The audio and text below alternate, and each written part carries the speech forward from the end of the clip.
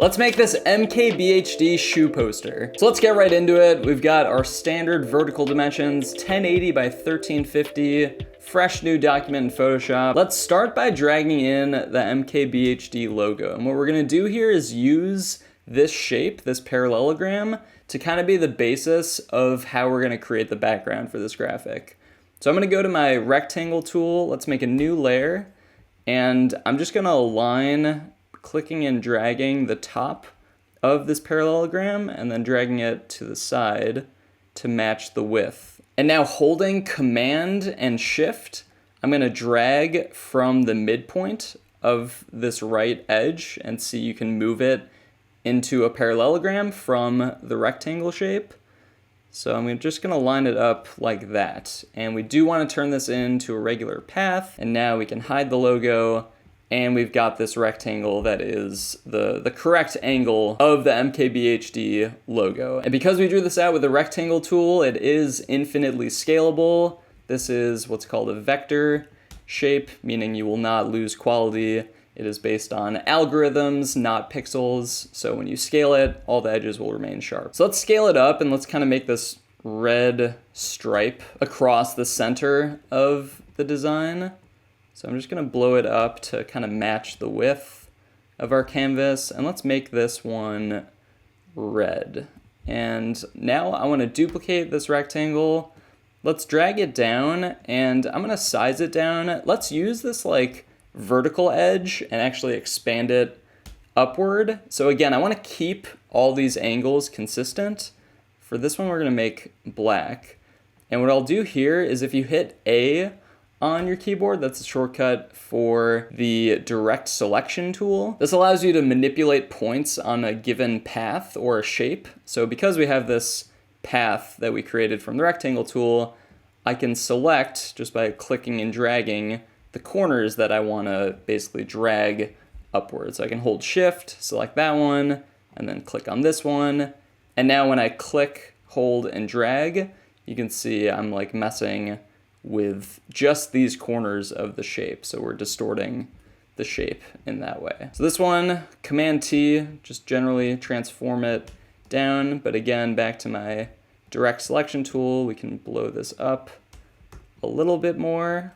And I'm gonna flip this shape as well. So we have the top angle going at the side wall like that. And then we can position it on the right side here. So I'm not trying to recreate the MKBHD logo here. I'm just using his shapes to create kind of a background in a similar style. So let's align things right about there. We want to keep some space open in this bottom right corner because that's where our text is going to go later. And maybe we get it over into the middle a little bit more.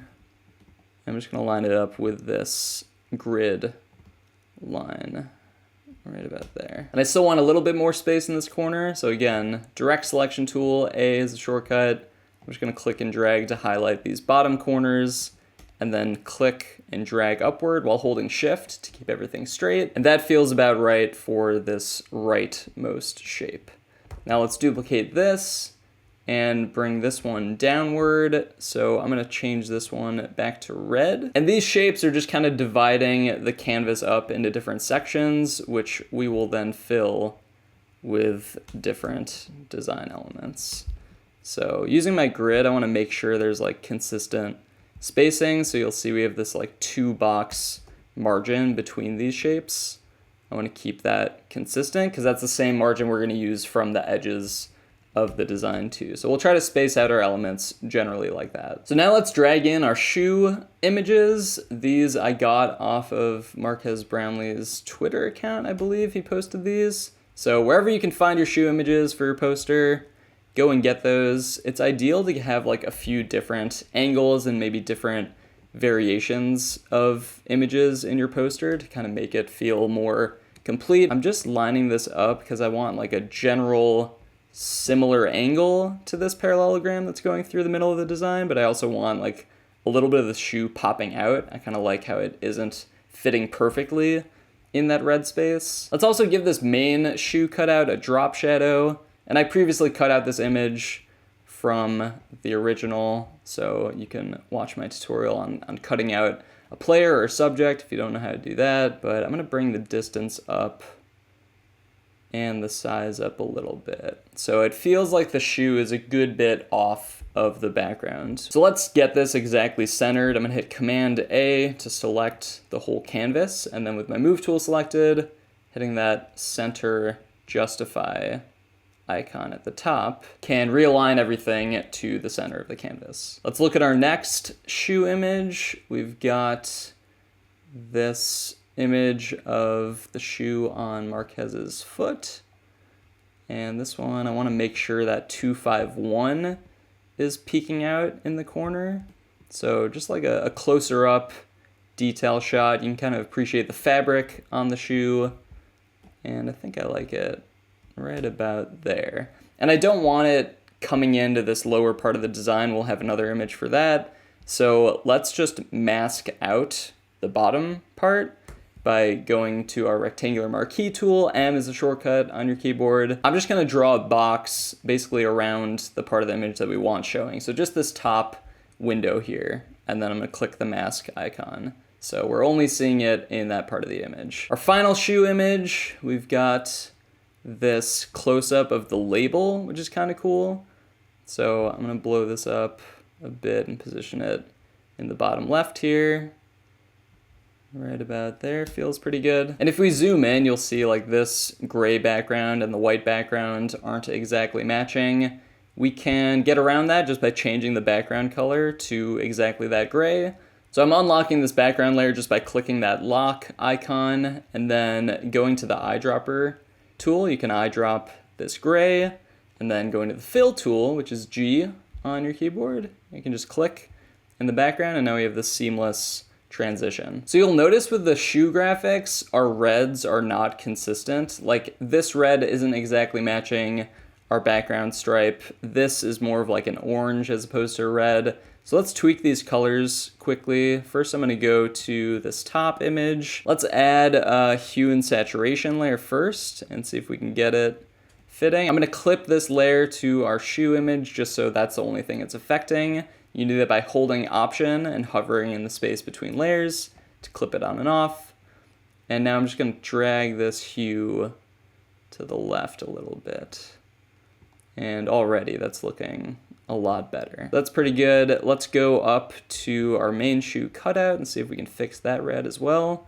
Again, hue and saturation, clipping it, and if we just bring the saturation up, it's still like a little bit orange, so maybe we drag it to the left ever so slightly. That feels good. I also want to put a subtle fabric texture over this background. Let's have the shoe cutout staying on top of it, but right under the shoe cutout, let's drag in this fabric texture that I think I took on a walk at some point in Chicago. And we'll put it about there, set the blend mode to multiply so it is applying to our background, and then we don't need such a strong effect. We'll go down to 40 with the opacity, so you just kind of get this bit of fabric when you zoom in to these spots of the image. Now let's drag in some player cutouts. If you did not know, Marques Brownlee is a member of the New York Empire of the American Ultimate Disc League. He is a professional Ultimate player.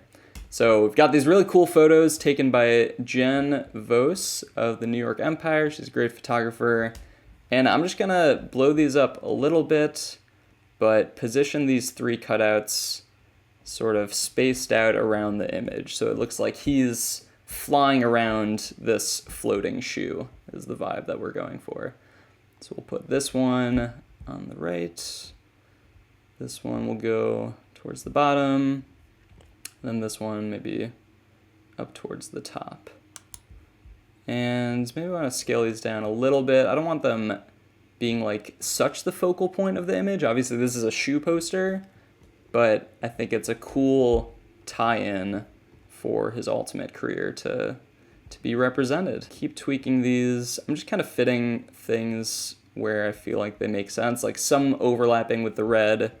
I like this one, I kind of like sort of resting on the shoe, but maybe we want that white cleat going a bit into the black part. So this is totally up to you exactly how you want to space out your cutouts. or if you have cutouts at all, honestly. Some shoe posters, maybe most shoe posters, are just images of the shoe. But again, we like this tie-in. So I'm liking the contrast with this layout. Let's get some more contrast within each cutout by opening up our camera raw filter for each one by going up to filter, camera raw filter, and we'll just make some basic adjustments. I'll brighten them up a little bit, maybe a little bit of contrast, but let's boost the shadows so we can get some more detail in the dark jersey. And then texture and clarity, I always bump these up to at least like 20-ish each. Hit OK. And now let's apply this same camera raw filter to the other two cutouts. And I'm just clicking and dragging while holding Option on these smart filters because these are all smart objects. It works out. I feel like everything's a little too close to the left right now, so I want to take kind of our featured images and just select them all in our layers panel by holding Shift.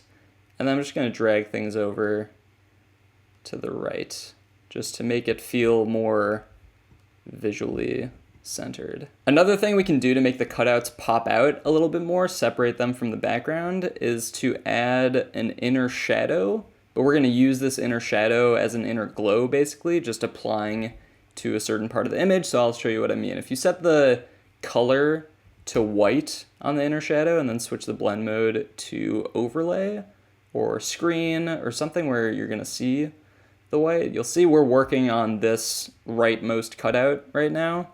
And when I change the size, you can see where it is affecting. Or if I change the distance, right now it has like basically light coming from the top, coming at this 100-degree angle, which we can change to 90. Oh, although that's what the shadow of the shoe is on right now, 100. So let's keep it using global light so everything is similar in that way. And then I just want like a subtle kind of brightening of the top part of this cutout. You can see it before and after.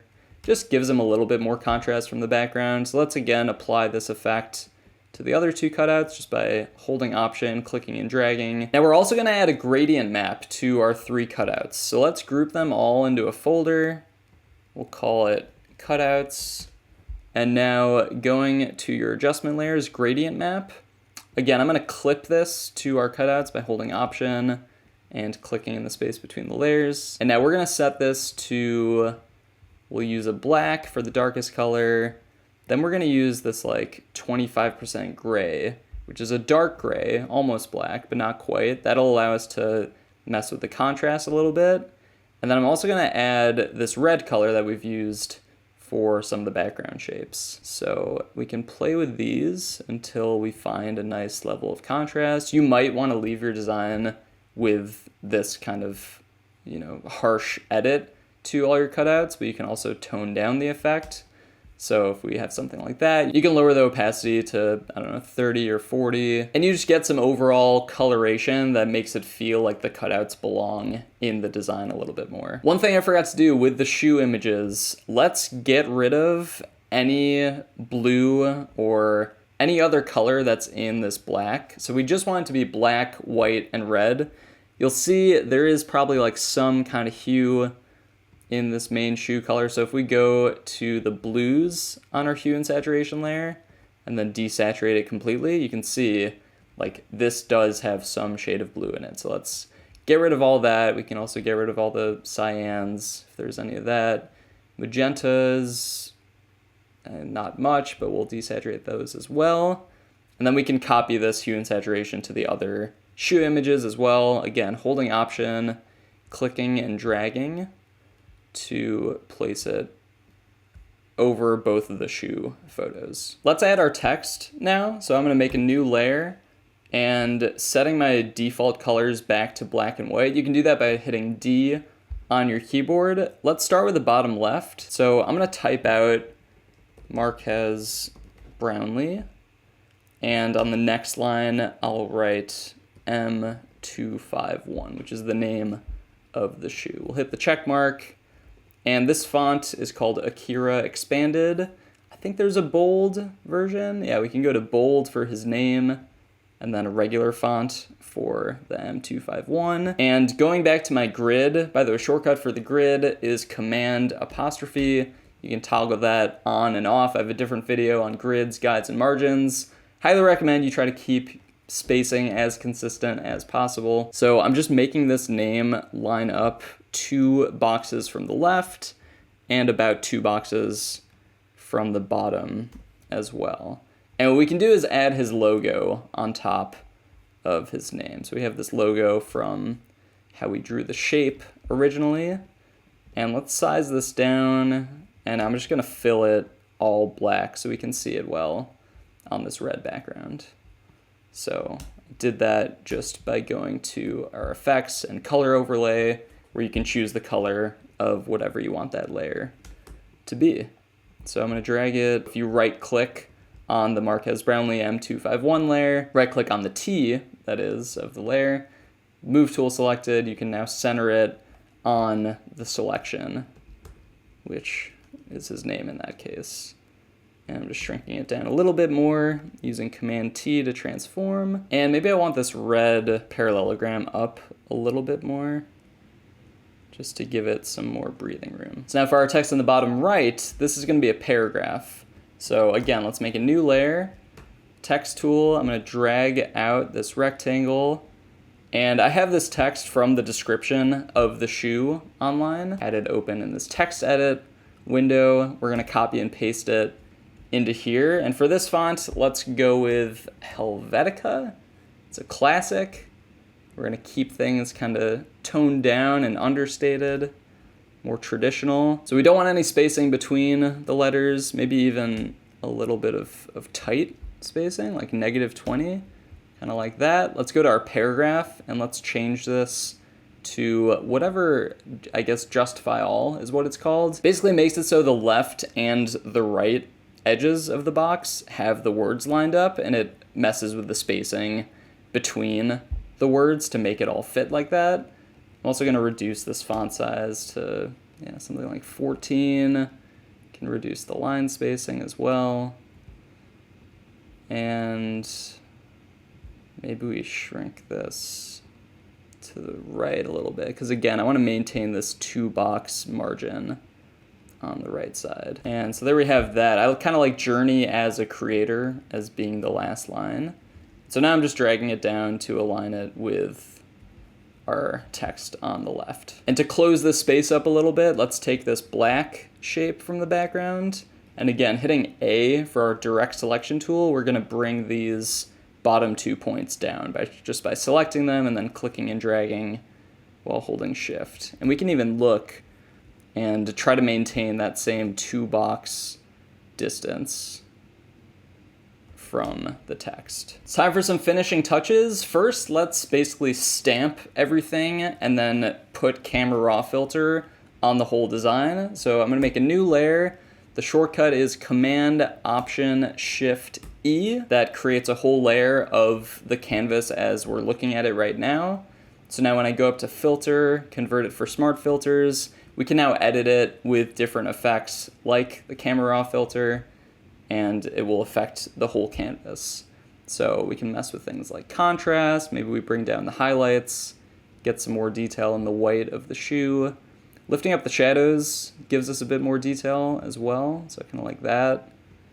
Can go up with the whites, down with the blacks, and then texture and clarity never hurts to have a little bit more of these effects. You don't want to go overboard, but some is always okay.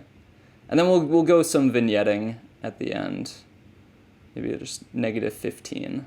Feels subtle enough. So just before and after camera raw filter, you can already see the additional pop it gives to this graphic. Now on top of this all, let's make a folder for finishing effects.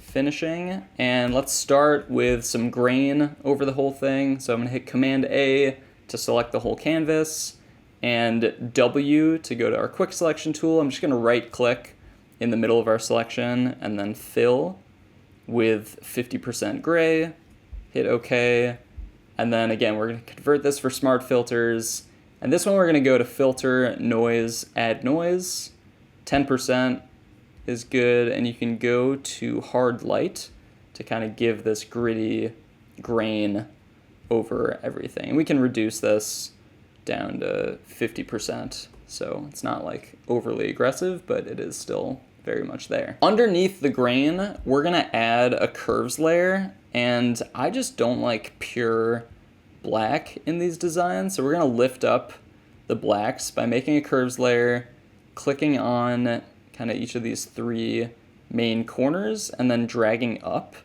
the lowest point. So you'll see it's getting rid of this black and making it more of a dark gray or a matte black, which I know Marques is a fan of. So we can kind of just lift up everything generally, and it gives it this matte look to the whole design. And then finally, it's never a bad idea to play with some different color lookups. So if you go to your adjustment layers and go to color lookup, you can just see and play around with these if there's any in here that you would like to add to your design. Candlelight cube is always interesting. Crisp warm kind of gives it a bit more vibrant of a feel. Fall colors kind of nice for this. They've got these like different camera settings, Fuji, Eterna, Kodak. I kind of like 2-strip look for this whole thing. Sort of fades it out even more in addition to our curves layer. And we can bring this effect down as well, so it's more subtle. But before and after just our finishing effects, you can see everything gets a little bit more washed out, but also more blended, and then it feels a little bit more cohesive with all the colors. And then you add in the camera raw filter that we did, and we had this, and we went to this in the end. Main takeaways from this one: making your layout based on the logo or any imagery associated with the brand that you're creating it for is always a cool place to start. We took that MKBHD parallelogram and just kind of transformed it and duplicated it to make our own interesting background. And then with any shoe poster, I think you always want the shoe to be kind of the central focal point of the design, but adding in other shots where you can get different angles, different details of the product at hand is always a good idea as well. Also, always make sure you have consistent colors. Like, I'm looking at this design now, I still think this red in the top right isn't totally matching the other red, so I might even go in at the end and add another hue and saturation layer. We can mask out just this top right corner, so it's only affecting this red up here, and maybe we go in and tweak this red saturation. I just think it is a little too vibrant, so maybe if we tone it down a bit, yeah, like -8. To me, that feels way better. Hope this video was helpful, and as always, let me know if you have any questions.